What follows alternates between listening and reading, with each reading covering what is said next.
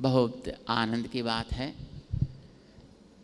रामानुजाचार्य स्वामी जी महाराज 120 साल इस धरती को पावन करते रहें। इस भूमि में कोने कोने में वे पधार कर वहाँ रहने वाले लोगों को अपनी वाणी से, अपना श्री विग्रह का दर्शन से पावन बना दिए। 120 साल के बाद जब स्वामी जी फिर अपना धाम पधारने के लिए सोच रहे थे, उस समय में श्रीरंगम क्षेत्र में रहने वाले सारे भक्तगण स्वामी जी के सन्निधि में आकर प्रार्थना कर रहे थे, महाराज यदि आपका वियोग हम कैसा अनुभव करेंगे, आप नहीं रहेंगे तो हम क्या हो जाएंगे, हम किसकी छाया पे रहेंगे, कौन हमारे लिए रक्षक बनेंगे। तो हमको कुछ आप कृपा करके कुछ आसरा देनी है तो प्लीज़ बता दिए, तो हम क्या करें। तो स्वामी जी महाराज उन लोगों को कुछ सूचना देते हैं, देखो हम कुछ काम बताएंगे इनमें जो आपके लिए सुविधा होगी, तो ऐसी चीज़ को तो आप कर सकते हैं। तो पहले मैं बताऊं, श्री भाष्य नाम सुना है कभी? ये तो उपनिषदों का सार जो ब्रह्मसूत्र होता है, उन ब्रह्मसूत्रों का व्याख्या है जो महाराज श्री ने कृपा की। ये पढ़ना है, वहाँ पर हम हमेशा रहेंगे। जैसा भगवान कन्हैया ने श्रीमद् भागवत ग्रंथ के रूप में हमारे साथ हमेशा विराजते हैं, तो वैसे ही रामानुजाचार्य स्वामी जी महाराज कहते हैं, आप श्री भाष्यम तो प्रकट भगवत स्वरूप है, तो इसलिए हम उस ग्रंथ के अंदर अवश्य ही रहेंगे, वो ग्रंथ का अध्ययन करना। तो भक्तों ने डर गए, महाराज वो तो शास्त्र की बात है कि हम शास्त्र समझने वाले चालाक नहीं हैं, हम तो मूर्ख हैं, हम तो मूढ़ हैं, तो हम इतना भार कैसा वहन कर सकेंगे, प्लीज़ और एक अल्टरनेटिव कुछ दे दीजिए। तो स्वामी जी महाराज ने सोचे, ठीक है कोई बात नहीं, द्रविड़ागम प्रवचनम, यदि आप श्री भाष्यम को पढ़ नहीं सकेंगे, अपने भक्तों का कुछ ग्रंथ होते हैं और ख़ास करके दक्षिण भारत में रहने वाले दिव्य सूरी जिसको बोलते हैं, ऐसे आழ்वारों की श्री सूक्तियाँ हैं, दिव्य प्रबंध जिसको बोलते हैं, और उनकी व्याख्या है जिसको भगवद विषयम बोलते हैं, वो पढ़ना है। वहाँ पर तो स्वयं ही अपने दिव्य सूरी विराजते हैं। मैं तो दिव्य सूर्यों का पद कर्ण होकर उनका श्री चरण का आश्रय करते मैं तो रहता हूँ, तो उसका अध्ययन कर लो ना। महाराज वो भी एक नहीं है, 4000 गाथाएं हैं।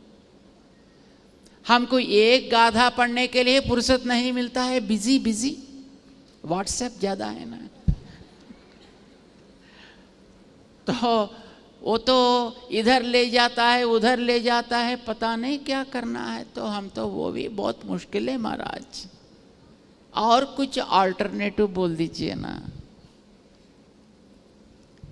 तो महाराज ने कहा, श्रीशस्थलेष्वन्वहं कैंकर्यम, यदि आप श्री भाष्यम नहीं पढ़ सकेंगे, भगवद विषयम नहीं पढ़ सकेंगे, कोई बात नहीं, जहाँ पर भी भगवान विराजते हैं ना, अर्चा मूर्ति जिसको बोलते हैं, दिव्य देश जिसको बोलते हैं, दिव्य क्षेत्र जिसको बोलते हैं, बद्रिकाश्रम है, वृंदावन है, गोकुल है, नैमिष, अयोध्या जी, द्वारिका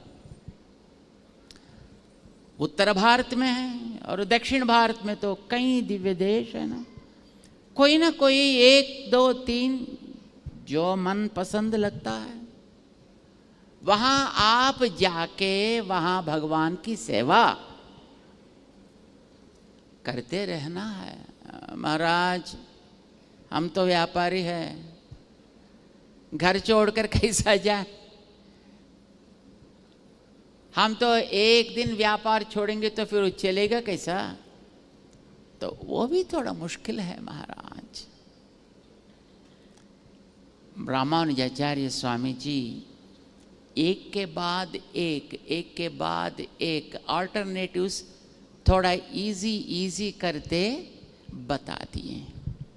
फिर भी लोग बोलते हैं महाराज ये सब बहुत मुश्किल बात है महाराज, ये सब करना बहुत कठिन होता है।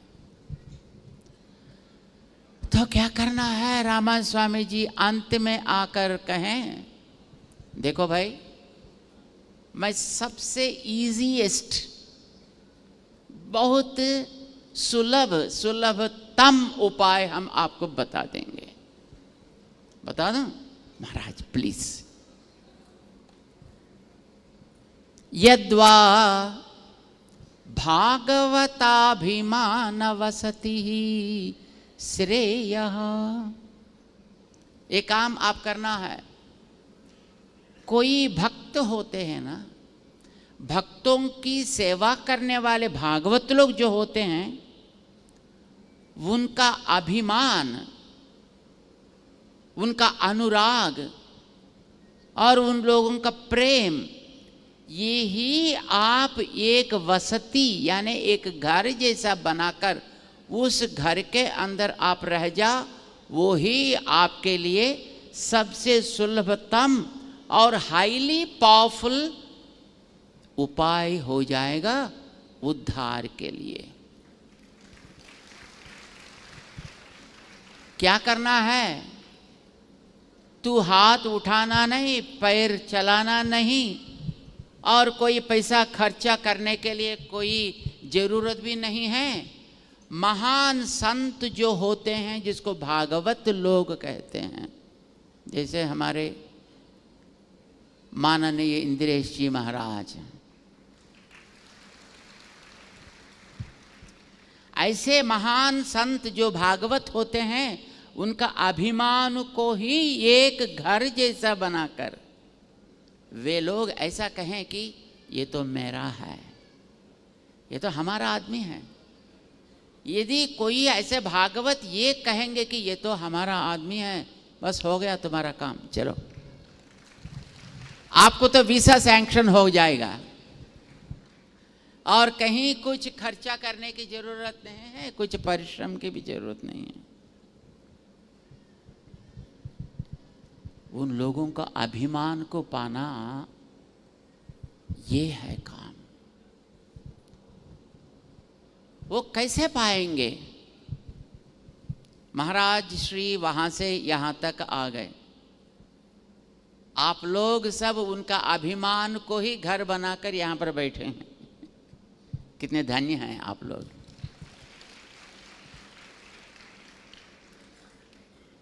भागवत अभिमान पाना ये कोई मामूली बात नहीं है, ये मानव जन्म के लिए अत्यंत ही सरलतम उपाय बनेगा।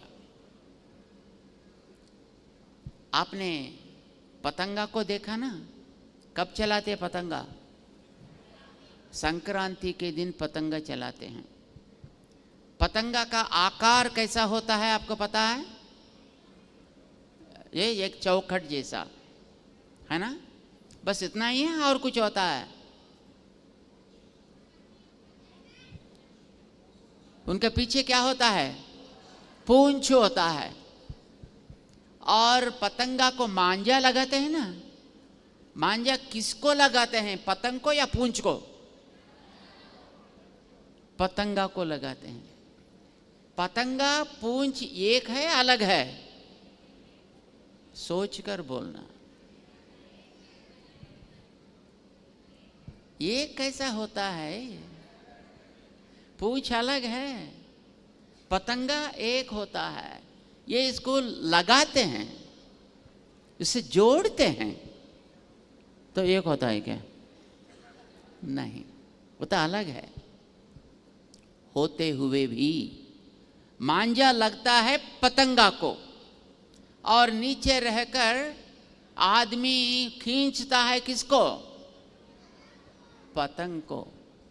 लेकिन पूंछ भी जहां तक पतंगा जाता है वहां तक चलते ही रहता है। हम लोग सब पूंछ जैसे हैं। जो भागवत लोग रहते हैं वो तो पतंगा जैसा है। उनका आचार्य उनको मांझा लगाता है, भगवान उसको खींचते रहता है।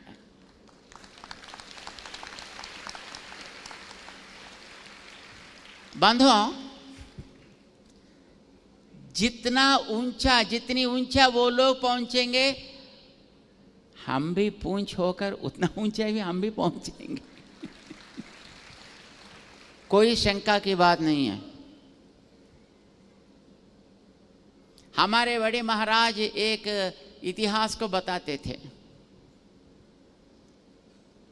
एक बालक यहाँ पर डिग्री किया, एमटेक किया और एमसीए किया, कंप्यूटर इंजीनियर बना और अमेरिका जाने के लिए सोच रहा था। क्या होना है जाने के लिए? वीज़ा होना है। और पासपोर्ट भी बना दिया। और वीज़ा बनाने के लिए वो पैसा खर्चा करके, वो तो गांव में रहता था, छोटा सा गांव में, और वीज़ा के लिए शहर आना पड़ता है। वो तो डेट कभी देता है ना, पहले स्टैंपिंग होना है, पहले हैंड प्रिंटिंग होना है, फिर बाद में वीज़ा के लिए स्टैंपिंग होना है। बहुत लंबी चौड़ा प्रोसेस है। तो उसके लिए वो आता था, करीब एक बार आने के लिए 40,000 खर्चा होता था। एक बार आया, वीज़ा तो रिजेक्ट हो गया। दूसरी बार आया, रिजेक्टेड। तीसरी बार आया, रिजेक्टेड। वो तो शायद कन्हैया का भक्त होगा, तो कन्हैया जैसा 18 बार वो अभी जरासंध की प्रस्तावना होती थी ना, जरासंध के साथ 18 बार जैसा भगवान मौका दिए हैं लड़ने के लिए, वैसे ही वो 18 बार आया। और आप उम्मीद तो कर सकते हैं कितना खर्चा हुई होगी, है ना? बहुत मुश्किल से, बहुत रिकमेंडेशन से, और 18 बार उनको वीज़ा मिल गया। और वो अपने सामान पूरा पैक करके गांव से शहर आया, और शहर में से एयरपोर्ट गया, और एयरपोर्ट में फ्लाइट चढ़ा, और फ्लाइट यहाँ से जाके कहीं दुबई में हो या एम्स्टर्डम में हो और कोई दूसरे जगह में उनको उतारा। वहाँ उतरकर दूसरा फ्लाइट चढ़ा और सीधा शिकागो गया। और शिकागो के बाद वहाँ और एक छोटा सा शहर था, वहाँ भी गया। जाने के यहाँ उतना दूर जाने में उनको 2 दिन लगा। और दूसरा दिन रात में वो अपने फ्रेंड का घर गया। वहाँ जाके अपना सारा सामान जो होता है, लगेज, वो बैगेज लेकर, और एक एक पेटी सामान सब ठीक है या नहीं है देखने के लिए खोल रहा था। एक बड़ा पेटी खोला, उसमें से एक चूहा बाहर निकल के आ गए। कहाँ का चूहा था वो? अपने गांव के चूहा था। ये कहा, रे ये चूहा, तुमको वीज़ा किसने दिया?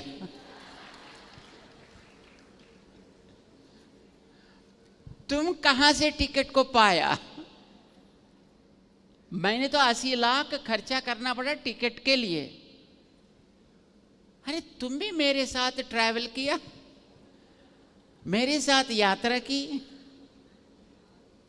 मैंने इतना तकलीफ उठना पड़ा, तुमको क्या इतने आसानी से?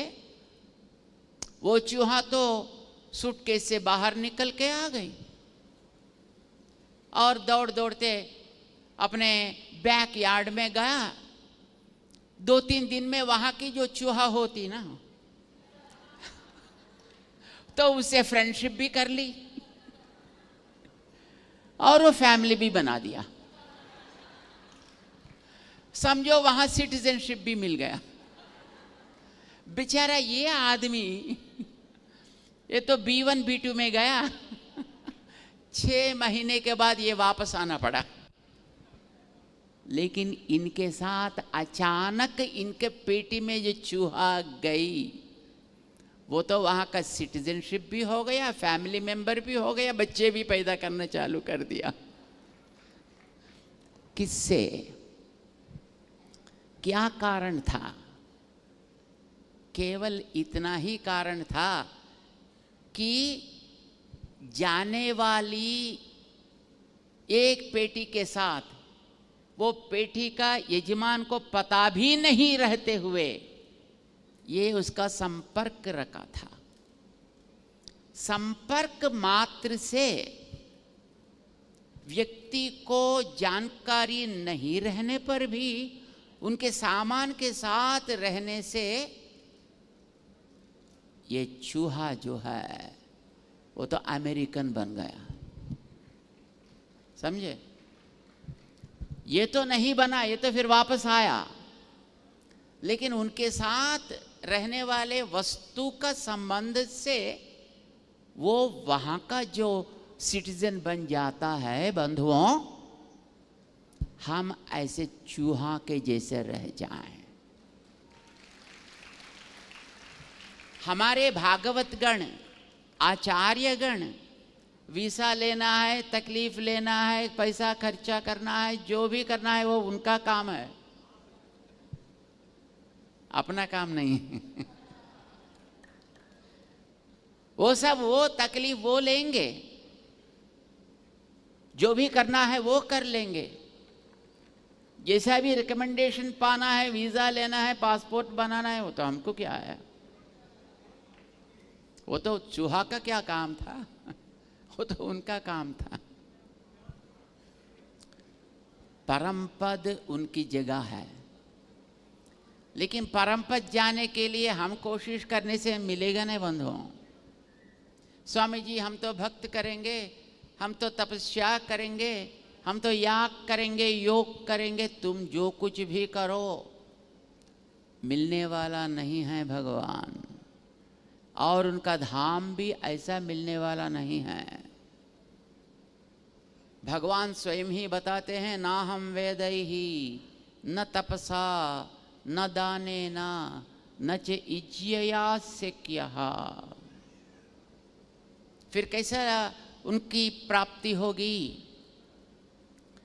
उनका कृपा पात्र जो बनेंगे, जो भागवत हो जाएंगे, ऐसी भागवतों की सेवा से, ऐसे भागवतों का साथ, कभी ये भी मेरा है, ये हमारा आदमी है, ये मेरा परिकर है, ऐसा उनका अभिमान ही एक स्थान बनाकर, एक छत्र बनाकर जब हम उसकी छाया में रह जाएं, उससे ही काफ़ी है, वो पर्याप्त है।